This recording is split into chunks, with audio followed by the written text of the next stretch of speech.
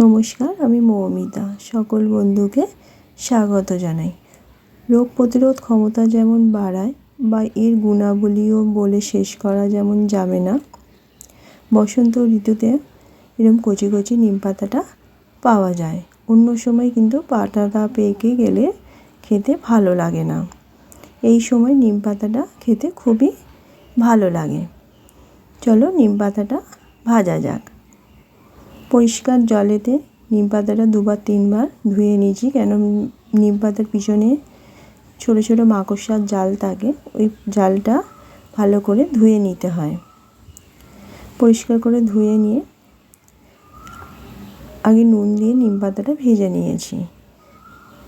নুনটা দিলে একটু জল মতন বেলা, ওটা ভালোভাবে শুকনো করে নেওয়ার পর তারপরে 2 চামচ মতন সর্ষের তেল দিয়ে নিম পাতাটাকে ভালো করে ভাজতে হবে, যেন সবুজ না থাকে।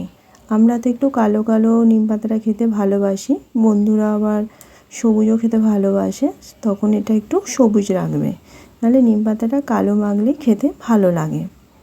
পুরোপুরি নিম পাতাটা ভেজে নিয়েছি। আমার এটা ভাজতে 3 চামচ মতন সরিষার তেল লেগেছে। আলুটা ভাতে দিয়ে দিয়েছিলাম নুন দিয়ে, আলুটাকে আগে ভালো করে মেখে নিয়েছি। তারপরে নিম পাতাটা ভালোভাবে চটকে নিয়ে তারপরে আলুটার সঙ্গে ভালোভাবে মেখেছি। এই আলু মাখাটা দিয়ে নিম পাতাটা এত ভালো খেতে লাগে, যেন এতেই 1 থালা ভাত পুরোপুরি শেষ। আর লাস্টে জল খেলে তো মুখটার মানে কি বলবো, খুবই মিষ্টি লাগে।